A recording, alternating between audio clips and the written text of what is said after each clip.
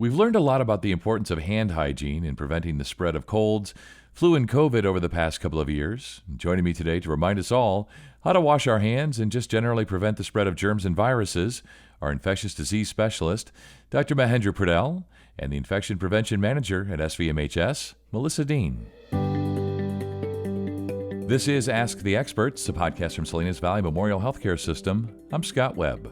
So it's great to have you both on again. It's been a while since I've spoken with both of you. Dr. Poudel, definitely recently, but Melissa, great to have you here as well. And I'm going to direct the first one to you. What's the correct way to wash our hands? It feels weird to have to ask, but it feels like over the last couple of years, maybe there's been some misinformation, disinformation, but from an expert here, what's the best way to do that? Soap and water, and regular soap.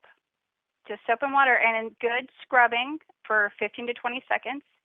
In between your fingers, top and bottom of your hands, the center of your palm, tips of your fingers, nail beds, index finger and thumb get missed a lot. And so you just kind of work that soap and work that magic for a good 20 seconds and rinse really well. Yeah, Dr. Poudel, Melissa said there, just use regular old soap. Soap is fine. So during the last couple of years, I've invested a lot of money in antibacterial soap, wondering what your thoughts are on that. Also, does it matter liquid versus bar soap? We know to use warm water, but does how much we spend on soap, does that matter, or is regular old soap good enough?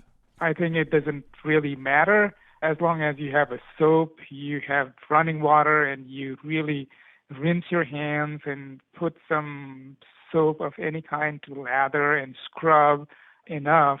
Usually we say 15 to 20 seconds, and I remind myself to sing the happy birthday song. So that's about 15 to 20 seconds to wash your hands. And, really antibacterial soaps are not any better than regular bar soap. So the FDA actually has put out multiple things about it that just a regular bar soap is as good as an antibacterial soap. And a lot of time, antibacterial soaps may actually be harmful because, they have some kind of chemicals that can harm and irritate your skin, especially if somebody has a soft skin. So best thing is regular soap and running water. Yeah, running water, warm water, regular soap will do. Sing the happy birthday song. I'm with you. It's so good to have the experts on. Melissa, I was mentioning to you before we got rolling here that oftentimes when I'm in the washroom, I've washed my hands, and then I stand there and I stare at the paper towels or the jet dryer, and I'm never sure which one is either most effective in drying my hands, but mainly about the spreading of germs and sort of limiting the spread. So from your perspective, which is best? Paper towels. Paper towels create better ability to dry the hands effectively. What we found, and there's been studies with the blowers, is that it actually disperses. If you don't wash your hands effectively, it disperses bacteria. So especially those new fancy ones from a manufacturer from the UK did these where you could drop your hands in and then they would blow them dry. Studies found that it was dispersing bacteria in that way. The old-fashioned ones from when I was a kid that you punch the button and hot air came out and it was directed towards your feet is slightly better, but honestly, just, paper is probably the best way, a nice paper towel. But whatever is available to you is certainly better than you walking out with completely wet hands. Dr. Poudel, you mentioned hand sanitizer earlier, and I've sort of made using hand sanitizer like my job. I have it everywhere. I go to the store, I come out, I use hand sanitizer. If I get fast food, they hand me my food, and I immediately use hand sanitizer. What are your thoughts on that? There was a shortage early on. Now you can find it everywhere in all different sizes. In general, did you or do you still recommend that we continue to use that as often as possible when we aren't able to wash our hands, when we can't get to a restroom?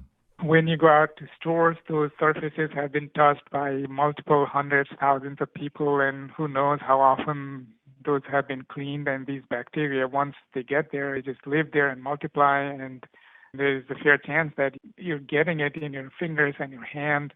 It's really important that you clean your hands so that the cycle gets broken or it gets terminated so that the germs from your finger don't get into your nose or your mouth or your family members or your kids or your person next to you that you're hugging or touching or shaking hands.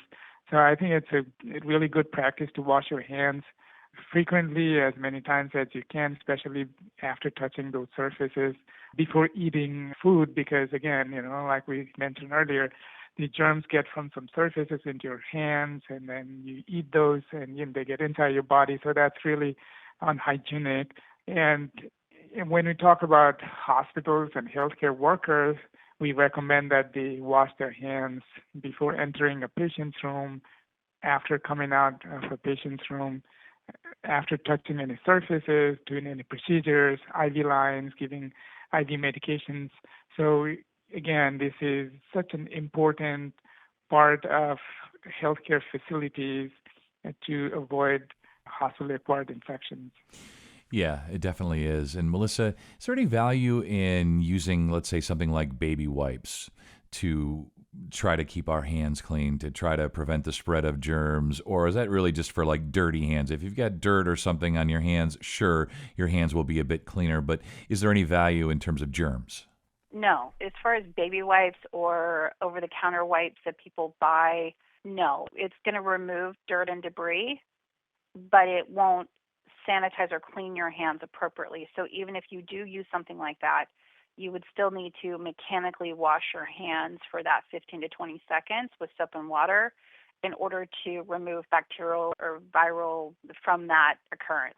Let me just add to what Melissa said is absolutely true, that baby wipes do not sanitize your hands. And the reason is, for the sanitizers to be able to kill germs, you need alcohol or some sort of other antiseptic.